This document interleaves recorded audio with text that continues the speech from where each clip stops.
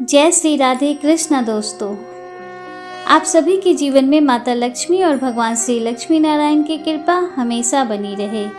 भगवान श्री हरि विष्णु आपकी सभी मनोकामनाओं को पूर्ण करें। दोस्तों, कार्तिक मास की कथा में इससे पहले की सभी कथाओं को सुनने के लिए आप सबका बहुत बहुत धन्यवाद। आइए प्रारंभ करते हैं आज की पावन कथा। सर्वप्रथम हम लोग सुनेंगे कार्तिक स्नान की कथा। इसके बाद हम लोग कार्तिक मास महात्म्य का आगे का अध्याय प्रारंभ करेंगे। आइए रसपान करते हैं कार्तिक स्नान की कथा का। प्रेम से बोलिए गौरी पुत्र गणेश की जय। किसी गांव में एक साहूकार था। उसका एक बेटा और बहू भी थे। बहू कार्तिक माह में रोज सवेरे उठकर गंगा स्नान के लिए जाती थी। सुबह जल्दी जाते समय वह किसी भी पराये पुरुष का मुंह नहीं देखती थी। एक राजा का बेटा भी सुबह सवेरे गंगा स्नान के लिए जाता था।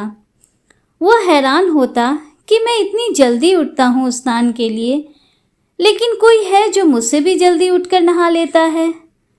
कार्तिक माह के बस 5 दिन बचे थे कि एक दिन साहूकार की बहू स्नान करके वापस जा रही थी और उसी समय राजा का बेटा स्नान के लिए आ रहा था। आवाज सुनकर वह जल्दी जल्दी जाने लगी, लेकिन जल्दबाजी में उसकी माला और मोजरी छूट गई। राजा के बेटे ने उसकी माला और मोजरी उठा ली और सोचने लगा कि जिस स्त्री की यह माला और मोजरी इतनी सुंदर है, वह स्त्री कितनी सुंदर होगी। उसने पूरे गांव में मुनादी करवा दी कि जिस स्त्री की यह माला मोजरी है, वह 5 रात मेरे पास आएगी। साहूकार के बेटे की बहू ने कहलवा दिया कि मैं 5 रात आऊंगी, लेकिन किसी को साख भरने बैठा देना। राजा के बेटे ने एक तोते को पिंजरे में बंद कर गंगा किनारे पेड़ पर टांग दिया। बहू सुबह के समय आई, पहली पैरी पर पैर रखा और बोली, हे कार्तिक के ठाकुर राई दामोदर, 5 पांडु, छठे नारायण, भीकम राजा, उस पापी को नींद आ जाए। राजा के बेटे को नींद आ गई। बहू नहा धोकर चलने लगी तो तोते से बोली, सुबह सुबह तेरे गल डालूंगी हीरा, मेरी साख भरियो वीरा। सुबह बोला, कोई वीर भी साख भरता है क्या? वह फिर बोली, सुबह सुबह सुबह तेरे पग घालूंगी नीव, साख भरियो मेरे देवर। सुबह ने कहा, ठीक है भाभी, मैं तेरी साख भरूंगा। वह तो कहकर चली गई। राजा का बेटा हड़बड़ा कर उठा और सुबह से पूछा, सुबह सुबह वो आई थी, कैसी थी? सुबह बोला, आभा की सी बिजली, होली की सी झल, केला की सी कामिनी, गुलाब का सा रंग। अगले दिन राजा के बेटे ने सोचा कि आज मैं अपनी उंगली में चीरा लगाऊंगा, इससे मुझे नींद नहीं आएगी। अगले दिन राजकुमार अंगुली चीरकर लेट गया। वह आई और भगवान से उसी तरह प्रार्थना करने लगी और राजकुमार को फिर से नींद आ गई। वह स्नान करके फिर वापस चली गई। सुबह राजकुमार ने तोते से फिर पूछा तो उसने वही सारी बातें दोहरा दी। अब राजकुमार बोला कि मैं आज रात में आंखों में मिर्ची डालकर बैठूंगा। रात में वह मिर्ची डालकर बैठ गया। बहू फिर आई और प्रार्थना की, जिससे उसे फिर से नींद आ गई। उठने के बाद राजकुमार ने तोते से बहू के आने की बात पूछी। उसने फिर बता दी। राजकुमार अब फिर सोचने लगा कि आज मैं बिना बिस्तरे के ही बैठूंगा, और रात को बिना बिस्तरे के बैठ गया। जब साहूकार की बहू स्नान करने आई तो उसने फिर से भगवान से प्रार्थना की और फिर से राजकुमार को नींद आ गई। जब वह नहा कर जाने लगी तो आंख बंद करके चली गई। राजकुमार जब उठा तो वह जा चुकी थी। राजकुमार फिर सोच में पड़ गया और सोचने लगा कि आज तो मैं अंगीठी जलाकर बैठूंगा, जिससे नींद नहीं आएगी। फिर वह रात को अंगीठी रखकर बैठ गया। साहूकार की बहू आई और वह भगवान से प्रार्थना करने लगी, भगवान आपने 4 रातें तो निकाल दी, अब यह रात और निकाल दो। भगवान ने उसकी बात रख ली और राजकुमार को फिर से नींद आ गई।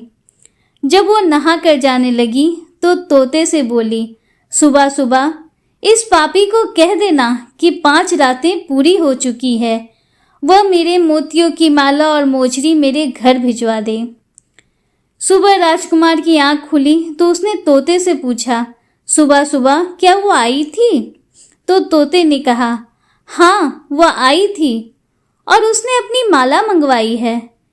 यह सुन राजकुमार सोचने लगा कि वह तो सच्ची थी, तभी तो भगवान ने भी उसका सत रखा। कुछ समय के बाद राजकुमार को कोढ़ हो गया। राजा ने ब्राह्मण को बुलाकर पूछा कि मेरे बेटे का शरीर क्यों जल रहा है। ब्राह्मण ने विस्तार से सारी बात राजा को बताई कि इसने क्या किया था। ब्राह्मण ने कहा, इसने पतिव्रता स्त्री पर बुरी नजर डाली, इसलिए यह इस रोग से पीड़ित हुआ है। राजा ने इसके ठीक होने का उपाय पूछा तो ब्राह्मण ने कहा कि यह उस साहूकार की बहू को धर्म की बहन बनाए और रोज उसके नहाए हुए जल से यह स्नान करे, तभी यह ठीक हो सकता है। राजा साहूकार की बहू की माला लेकर साहूकार के घर गया और बोला कि यह माला आपके पुत्र बधू की है, इसे लें और आपकी बहू के नहाए हुए जल से मेरे बेटे को नहला दें। साहूकार बोला कि वह तो किसी पराये पुरुष का मुंह तक नहीं देखती, आप इसे नाली पर बिठा दीजिए, जब वह ऊपर नहाएगी तब नीचे इस नाली के पानी से आपका पुत्र नहा लेगा। राजकुमार ने ऐसा ही किया और कुछ समय बाद उसका शरीर चंदन सा हो गया।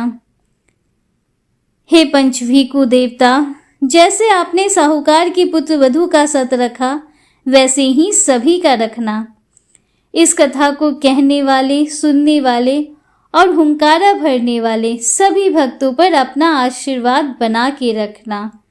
प्रेम से बोलिए भगवान श्री लक्ष्मी नारायण की जय। दोस्तों, आइए कार्तिक मास महात्म्य में आगे का अध्याय प्रारंभ करते हैं। जलंधर को इस प्रकार धर्म पूर्वक राज करते हुए देख देवता क्षुब्ध हो गए। उन्होंने देवाधिदेव शंकर का मन में स्मरण करना आरंभ किया। तब भक्तों की कामना पूर्ण करने वाले शंकर जी ने नारद जी को बुलाकर देव कार्य की इच्छा से उनको वहां भेजा। शंभु भक्त नारद शिव की आज्ञा से देवपुरी में गए। इंद्र आदि सभी देवता व्याकुल हो शीघ्रता से उठ नारद जी को उत्कंठा भरी दृष्टि से देखने लगे। अपने सब दुखों को कहकर उन्हें नष्ट करने की प्रार्थना की। तब नारद जी ने कहा, मैं सब कुछ जानता हूँ, इसलिए अब मैं दैत्यराज जलंधर के पास जा रहा हूँ। ऐसा कहकर नारद जी ने देवताओं को आश्वासन दिया और जलंधर की सभा में आए। जलंधर ने नारद जी के चरणों की पूजा कर हंसते हुए कहा, हे ब्राह्मण, कहिए आप कहाँ से आ रहे हैं? यहाँ कैसे आए हैं? मेरे योग्य जो सेवा हो उसकी आज्ञा दीजिए। नारद जी प्रसन्न होकर बोले, हे महाबुद्धिमान जलंधर, तुम धन्य हो। मैं स्वेच्छा से कैलाश पर्वत पर गया था, जहाँ 10,000 योजनों में कल्प वृक्ष का वन है। वहां मैंने सैकड़ों कामधेनुओं को विचरते हुए देखा तथा यह भी देखा कि वह चिंतामणि से प्रकाशित परम दिव्य, अद्भुत और सब कुछ सुवर्णमय है। मैंने वहां पार्वती के साथ स्थित शंकर जी को भी देखा, जो सर्वांग सुंदर, गौरवर्ण, त्रिनेत्र और मस्तक पर चंद्रमा धारण किए हुए हैं। उन्हें देखकर मुझे बड़ा आश्चर्य हुआ कि इनके समान स्मृतिशाली त्रिलोकी तो में कोई है या नहीं।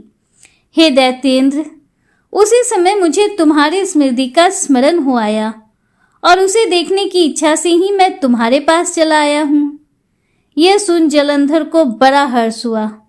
उसने नारद जी को अपनी सब स्मृति दिखला दी। उसे देखकर नारद जी ने जलंधर की बड़ी प्रशंसा की और कहा, निश्चय ही तुम त्रिलोकपति होने के योग्य थे। ब्रह्मा जी का हंस युक्त विमान तुम ले आए हो और धुलोक, पाताल और पृथ्वी पर जितने भी रत्न आदि हैं सब तुम्हारे ही तो हैं। ऐरावत, उच्चश्रवा घोड़ा, कल्प वृक्ष और कुबेर की निधि भी तुम्हारे पास है। मणियों और रत्नों के ढेर भी तुम्हारे पास लगे हुए हैं। इससे मैं बड़ा प्रसन्न हूँ, परंतु तुम्हारे पास कोई स्त्री रत्न नहीं है। उसके बिना तुम्हारा यह सब फीका है। तुम किसी स्त्री रत्न को ग्रहण करो। नारद जी के ऐसे वचन सुनकर दैत्यराज काम से व्याकुल हो गया। उसने नारद जी को प्रणाम कर पूछा, ऐसी स्त्री कहाँ मिलेगी जो सब रत्नों में श्रेष्ठ हो? नारद जी ने कहा, ऐसा रत्न तो कैलाश पर्वत में योगी शंकर के पास ही है। उनकी सर्वांग सुंदरी पत्नी देवी पार्वती बहुत ही मनोहर है। उनके समान सुंदरी मैं किसी को नहीं देखता। उनके उस रत्न की उपमा तीनों लोकों में कहीं नहीं है। देवऋषि उस दैत्य से ऐसा कहकर देव कार्य करने की इच्छा से आकाश मार्ग से चले गए।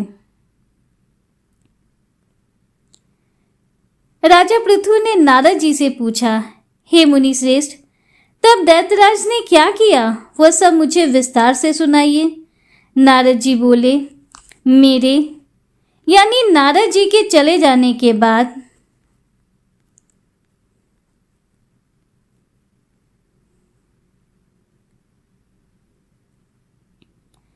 जालंधर ने अपने राहु नामक दूत को बुलाकर आज्ञा दी कि कैलाश पर एक जटाधारी शंभु योगी रहता है, उससे उसकी सर्वांग सुंदरी भार्या को मेरे लिए मांग लाओ। तब दूत शिव के स्थान पर पहुंचा, परंतु नंदी ने उसे भीतर सभा में जाने से रोक दिया। किंतु वह अपनी उग्रता से शिव की सभा में चला ही गया और शिव के आगे बैठकर दैत्यराज का संदेश कह सुनाया। उस राहु नामक दूत के ऐसा कहते ही भगवान शूलपाणी के आगे पृथ्वी फोड़कर एक भयंकर शब्द वाला पुरुष प्रकट हो गया, जिसका सिंह के समान मुख था। वह नृसिंही राहु को खाने चला। राहु बड़े जोर से भागा, परंतु उस पुरुष ने उसे पकड़ लिया। उसने शिवजी की शरण ले अपनी रक्षा मांगी। शिवजी ने उस पुरुष से राहु को छोड़ देने को कहा, परंतु उसने कहा, मुझे बड़ी जोर की भूख लगी है, मैं क्या खाऊं? महेश्वर ने कहा, यदि तुझे भूख लगी है तो शीघ्र ही अपने हाथ और पैरों का मांस भक्षण कर ले। और उसने वैसा ही किया। जब केवल उसका सिर शेष मात्र रह गया, तब उसका ऐसा कृत्य देख शिवजी ने प्रसन्न हो उसे अपना आज्ञा पालक जान अपना परम प्रिय गण बना लिया। उस दिन से वह शिवजी के द्वार पर स्वकीर्ति मुख नामक गण होकर रहने लगा।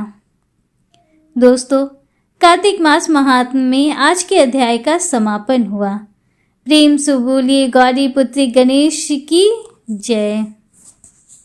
श्री विष्णु भगवान के चरण कमलों का ध्यान करते हुए तुलसी चालीसा प्रारंभ करते हैं। प्रेम से बोलिए तुलसी माता की जय।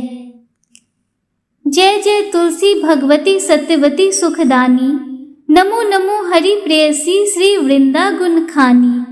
श्री हरिशीष विराजनी देहु अमर वरम्ब, जनहित हे वृंदावनी अब न करहूँ विलंब। धन्य धन्य श्री तुलसी माता, महिमा गम सदा श्रुति गाता। हरि के प्राणहु से तुम प्यारी, हरि हेतु कीनो तप भारी। जब प्रसन्न है दर्शन दीन हो, तब कर जोरी विनय उस कीन हो। हे भगवंत कंत मम हो, दीन जानी जनि छड़ाहू छोहू। सुनी लक्ष्मी तुलसी की बानी, दीन हो श्राप कध पर आनी। उस अयोग्य वर मांगन हारी, हो विटप तुम जड़ तनुधारी। सुनी तुलसी ही शप्योते ही ठाना, करहु वास तुहु नीचन धामा। दियो वचन हरि तब तत्काला, सुनहु सुमुखी जनी हो बिहाला। समय पाई वहु रो पाती तोरा, पूजी हो आस वचन सत मोरा। तब गोकुल मह गोप सुदामा, तासु भई तुलसी तू बामा। कृष्ण रास लीला की माही, राधि शक्यो प्रेम लखी नाही। दियोत्साप तुलसी ही तत्काला, नर लो कहीं तुम जन्म हूँ बाला। यो गोप वह दानव राजा, शंख चूर नामक शिर ताजा। तुलसी भई तासु की नारी, परम सती गुण रूप अगारी। अस्रय कल्प बीत जब गयऊ, कल्प तीर्थे जन तब भयऊ।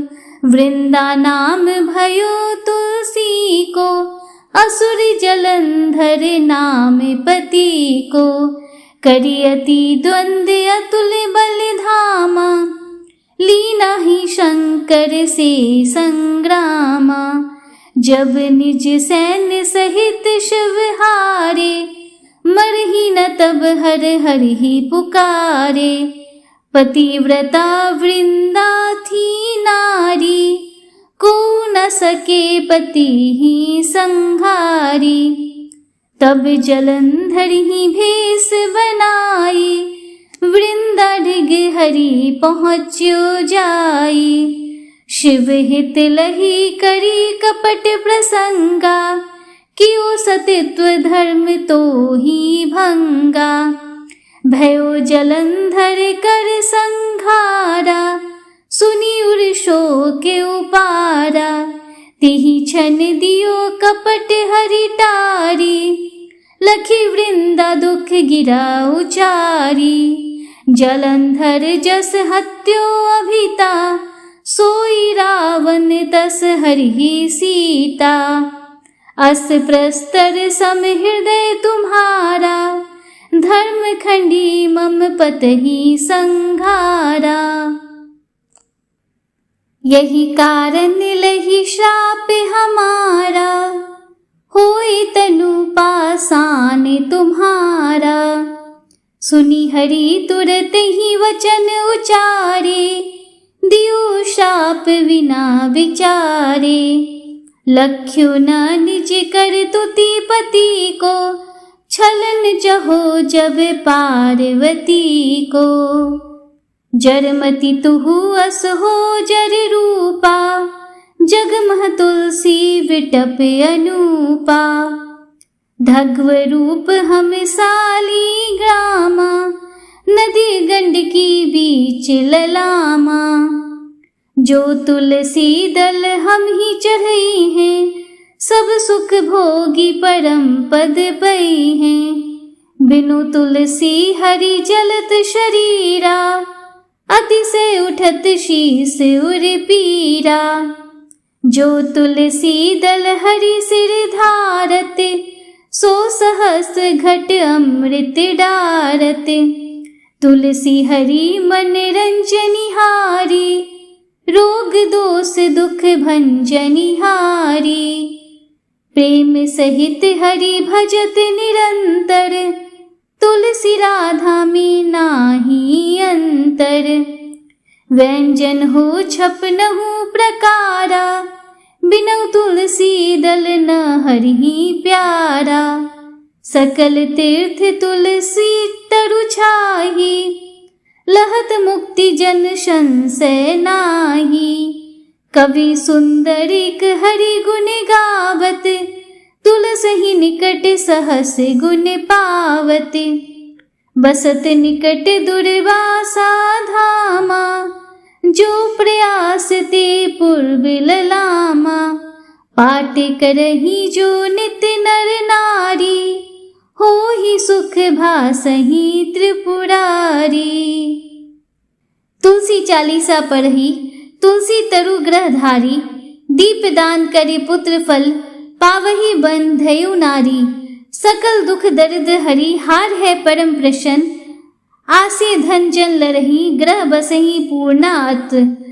लाही अभिमत फल जगत म लाही पूर्ण सब काम। जेई दल अर्पही तुलसी तह सहस बसही हरि राम। तुलसी महिमा नाम लख तुलसी सुत सुख राम। मानस 40 रचयो जगमह तुलसीदास। तुलसी चालीसा संपूर्ण। प्रेम से बोलिए तुलसी मैया की जय। दोस्तों, कार्तिक मास महात्म्य में आज के कथा का और आज के अध्याय का समापन हुआ। उम्मीद करती हूँ कि इससे आगे के अध्याय के श्रवण के लिए आप कल भी हमारे साथ जुड़े रहेंगे। अगर वीडियो आपको थोड़ी सी भी अच्छी लगी हो तो वीडियो को लाइक कीजिए, दूसरों के साथ शेयर कीजिए, कमेंट में हर हर महादेव जय श्री राधे कृष्णा जरूर लिखिए। अगर आप हमारे चैनल पर पहली बार आए हैं तो चैनल को सब्सक्राइब कीजिए, बेल आइकन जरूर प्रेस कीजिए, जिससे आगे भी आपको ऐसी ही रोचक जानकारियाँ मिलती रहें। मिलते हैं आपसे अगले वीडियो में, तब तक के लिए हर हर महादेव, जय श्री राधे कृष्णा, राधे राधे, जय माता दी।